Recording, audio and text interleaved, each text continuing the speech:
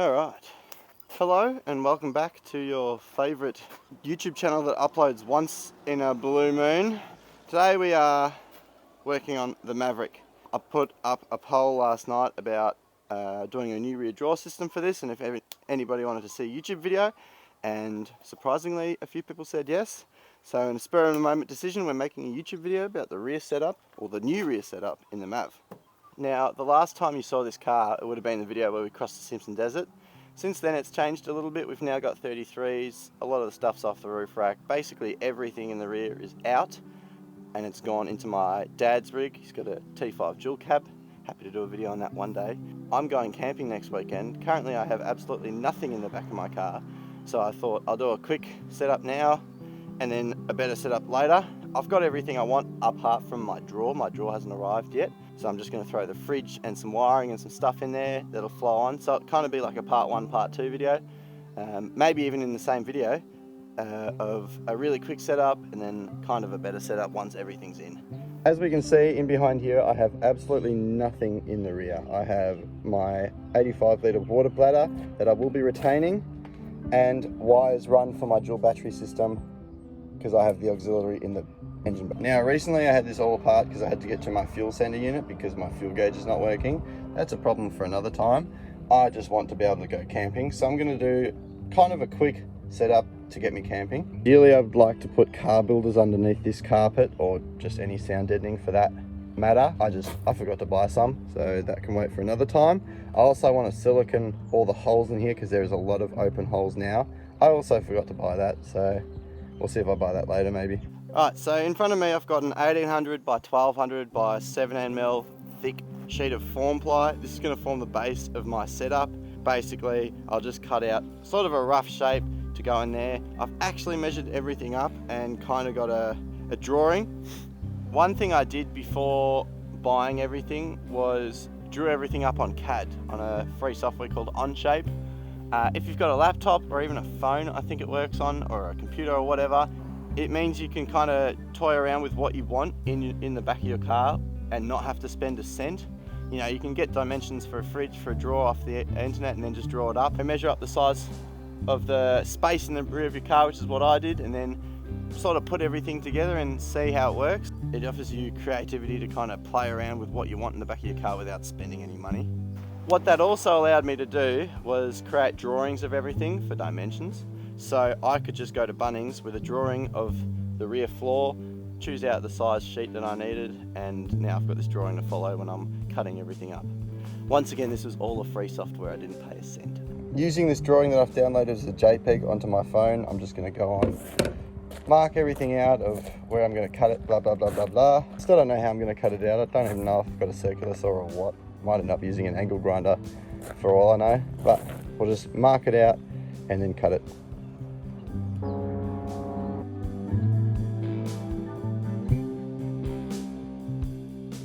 From here, the first cut I'll do is this, so I can get this off, and then I'll cut the back off, and then I can draw in the sides here so that I can go past the wheel well. I've already done this side. I'm not going to contour it, that's just going to kind of waste my time. I only have like one day to actually do this, or 1.5 days, so we're going to try to get this done as quick as possible. Sure, quality might take a hit because of that, but I'm thinking most of this is going to be hidden anyways.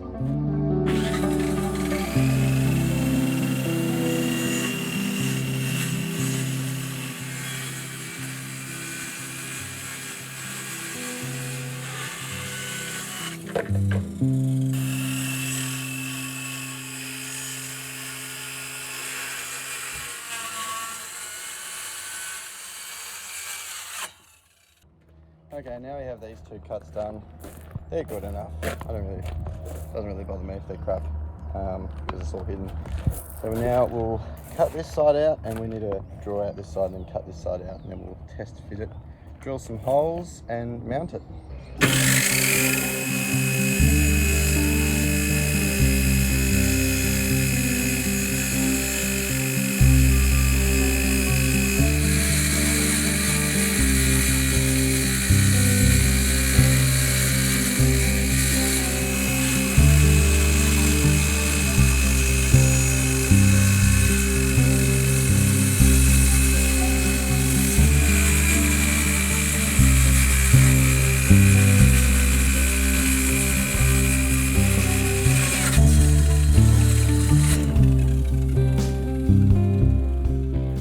Alright, so we have our holes marked out of where we're going to mount it to. I think I'm just going to use the 3. I don't want to overcomplicate it, and I think these 3 should be fine, so I just put some paint on top of them, put them in, rather than wasting time measuring them. Then we'll grab our friend Mr. Silicon and fill in every single hole, because this thing gets so dusty in the rear. If you look there, and that's a bunch of dust in. This whole rear well was pretty much filled with sand, so this stuff should help us. I've just got some sealant, some Sikaflex in one of them guns. I'm going to, oh, don't come out.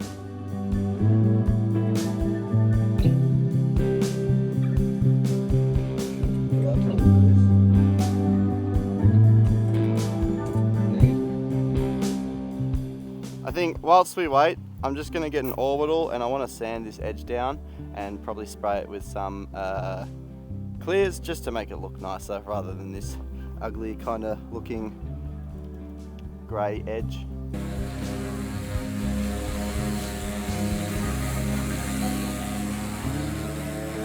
Alright, so we have our base in somewhat. Put some more screws in, bolts, whatever. Had to get some longer ones, couldn't use the ones for the car, and that was a bit annoying because the thread wasn't the right thread, so I had to re-tap them. But now we're in, so I guess it's time to talk about the fridge that's going in. We've gone for the King's 85 litre upright because I wanted to. I wanted to have like a little freezer and stuff, and also I wanted more space.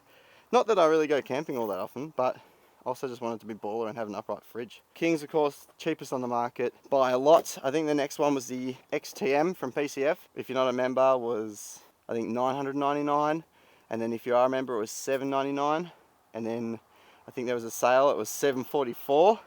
This on sale and a financial year was like $350, and you know, if I'm saving nearly $400 and getting sort of the same quality, why not? It's money I can spend elsewhere. That's what we've gone for. Big old 85 litre. Oh, we're min. Oh, we got to change that over. Oh, it's a tray for ice blocks. Mate, that's going to be great when we have beers and what's it called by the fire. I want the door obviously to open this way. I do also have I got it dirty already.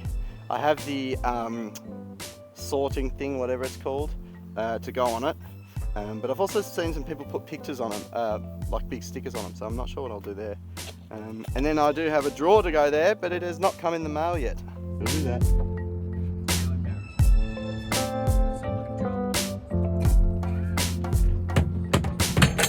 Thought so.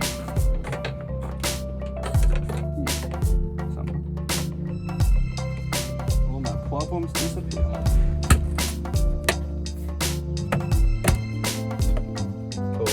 I suppose it is time to show you my next trick. I've got one of these, once again from King's. This car's pretty much sponsored by King's. Again, it was cheaper than the other one, or not cheaper than the other one, but you can get ones off Temu or whatnot, and I'd rather at least have somewhat of a name brand. King's isn't necessarily a big name brand, but it's more of a name brand than the Temu thing. So that's what we've gone for.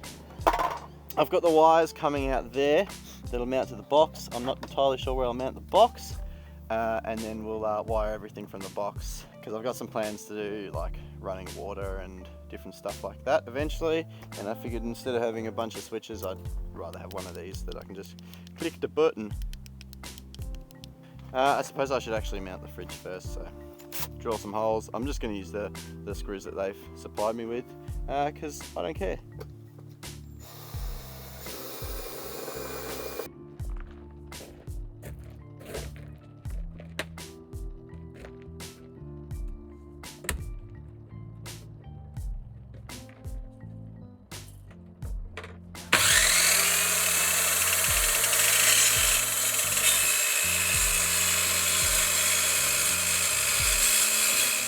So this is where we are, I guess. We've got our fridge installed, our switchboard wired up, so all those are working. You can actually hear the relays clicking, which is pretty cool.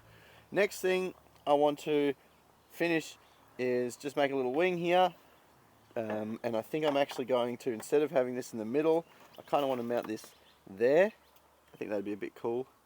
I have this. This is my battery monitor. I got one from Itech World. I haven't used Itech World before, but we'll see if it's any good. So I'll probably have that sitting somewhere in there.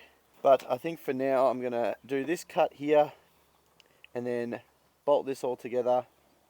I kind of want to make this all removable so that I can still access the box underneath. So I'm going to cut this, I guess glue, and I think I'm going to use self-tapping or wood screws and just make a little wing for the fridge. It's cut off at the end of the fridge, so it's the same length as the fridge. It just goes next to it.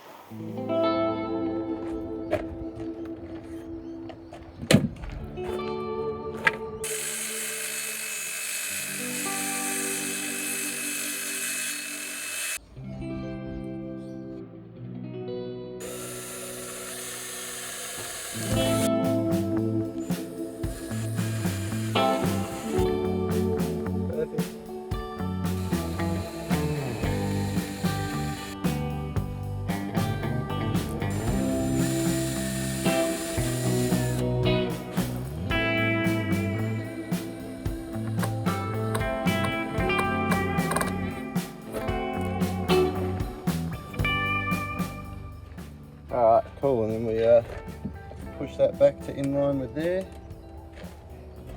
Make sure the fridge door still opens.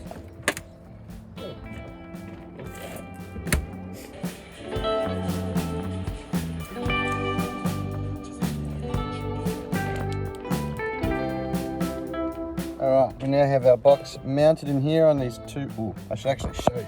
Right, we've got our box now mounted on these two L brackets. I think they're just generic ones from Bunnings. I did some holes and then realised, oh bugger, I've got that thing going over it. So now I have to move it, but now we can get into doing some wiring, I think. Oh wait, no we can't. Not yet. I gotta make this bit for the battery monitor. I'll show you real quick how I do. So these are for Anderson plugs. Goes into the Anderson plug. You put the wire in. Rather than crimping it and the wire possibly coming out one day, I don't have it would be great if I did have a heat gun, but I've got an old soldering iron that needs a new tip that I just haven't replaced. I just heat it up with the soldering iron. This one goes up to 60 watts, so it's quite hot in comparison to like the normal ones. I just heat it up a whole bunch and then dump some solder in there. Now we can heat it up from the outside, so it's all nice and hot. The wire's just sunk straight in. Hold it in there, let the solder cool. Bang. Nice and easy. Now I'm gonna have to clean up. I made a mess. Half the solder pulled out. Whoops. Then all we do, pop the wires in there. They just push in and then they don't actually pull out. Pop some conduit on it and it's all hidden anyways. Happy days. Now, unfortunately, the case with this box, I would have liked it that it was power and ground in the box, but I have to find a common ground. So I think I'm just going to use the seatbelt bolt or this here for a common ground. Quick test, wired in. Now, if I open this, we should have power there. Cool. I can hear the compressor kicking in. Cool beans. All right, that works.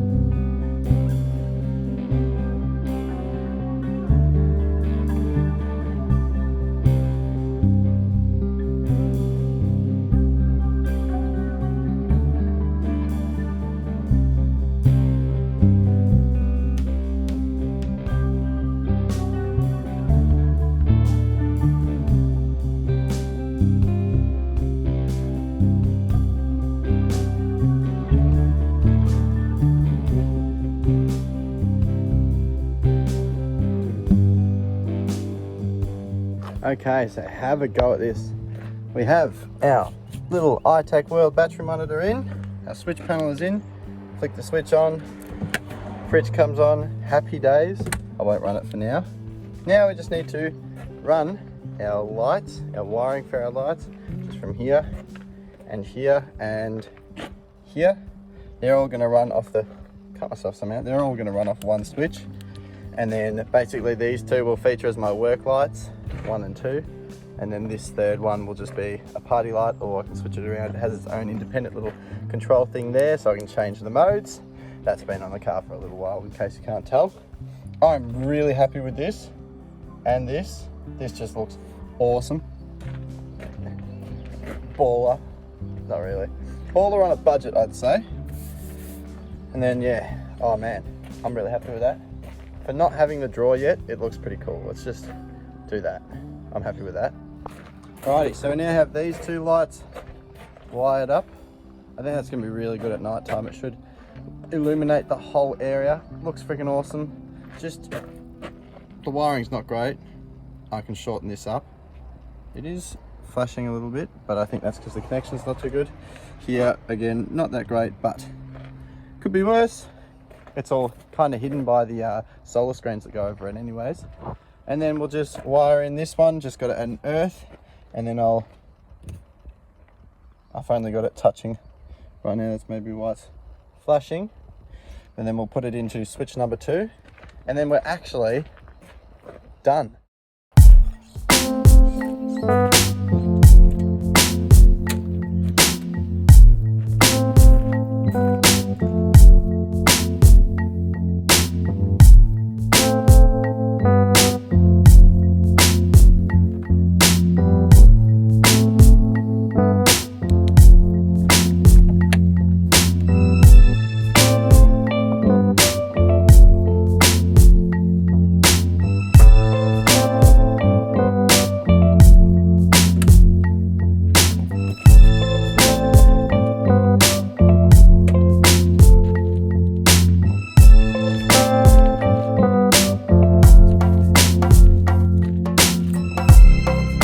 Pretty bloody good. I mean, there is light spilling all the way out everywhere, and I'm not even in a dark area. I mean, like, you know, it's nighttime somewhat. That is awesome. I'm really stoked with that. I used to have just that, just this. This was crap. These two, oof, that makes me excited. I'm really stoked with that. I'm really stoked with that. So now, 90mm drawer kitchen thing goes in here when I get it, and then I'll get this as my food preparation. Fridge is there. Oh, awesome. Jesus, night and day, quite literally. How good. Alright, so let's say I blow a fuse, lights stop working, blah blah blah blah. Pull this up, unscrew this if I can. That's one thing undone. Then pull this out. I've just got this really snug fit. That's a plug. Then all I have to do, pull that up, and I've accessed it. This stands up because I need a clean in there. I wanted it to be a really snug fit. So yeah, there you go. That's about how easy it is. This is mounted on some L brackets. That's not going anywhere. Of course, if I want to get the fuses, there they are. Don't look at my connections. I didn't have any heat shrink, so I just used tape. To put it all back together, pull this through, make sure that's still there. Bang. Make sure this plug can come through the hole. Push it back down into its position. Plug the battery monitor, or throw it away, either. Plug this back in. Bang. Push that back into its spot. Nice and snug, that's not going anywhere. Pull this out, plug this back in, screw it up, and bang. Now I've got, so it's a really serviceable area. One thing I should note is this is actually completely different to the design I did on CAD. Once I started doing it, I kind of changed my mind of what I wanted to do. Basically, the CAD design would have been really good for if I had the second drawer in here, because I would have had all the controls here. but because I don't have that, I figured I'll just push it across. It'll be, and honestly, I don't mind it. It gives me more space. I can push the drawer over and it gives me more space in the side here for if I want onboard air and stuff like that. But yeah, I'm pretty happy with it. I'm pretty stoked with it. I think it's gone pretty well. Alrighty, so that is pretty much our setup for part 1 of this video, or part 1 of this series. We have a fridge, we have some lights, and it's enough to get me going camping this weekend. I've ordered some other stuff and it hasn't come in yet, such as the drawers going where I'm sitting right now, and a few other things which I won't tell you about. But for now, honestly, this setup could do me for a pretty decent while. I've got so much storage space still. I've got so much space in this fridge. Like, I could go camping for 2 weeks with this setup. I haven't done solar yet. I do want to do solar, and I haven't done some other things. Another big reason I've gone for this setup is I hated not being able to access my fridge, or only being able to access half of my fridge whilst cooking in the rear here. Previously I had the dual drawers, the King's dual drawers, along with the Dometic 75 litre dual zone fridge with an MCA drop down fridge slide, and I had one of those stainless steel tables that connected to the drawer, and that was my working space unless I had another table or something. If you're preparing food in the back, you could not get to the fridge. You'd have to pack everything up and then get the fridge, or you could get the fridge out to a certain point and then peek over. That was kind of the main thought process behind going for an upright fridge, was that I can now access the fridge whilst preparing food. I might even one day step this fridge up and have a little table that comes out underneath it. I'm not entirely sure yet. I'll see how it goes this weekend camping.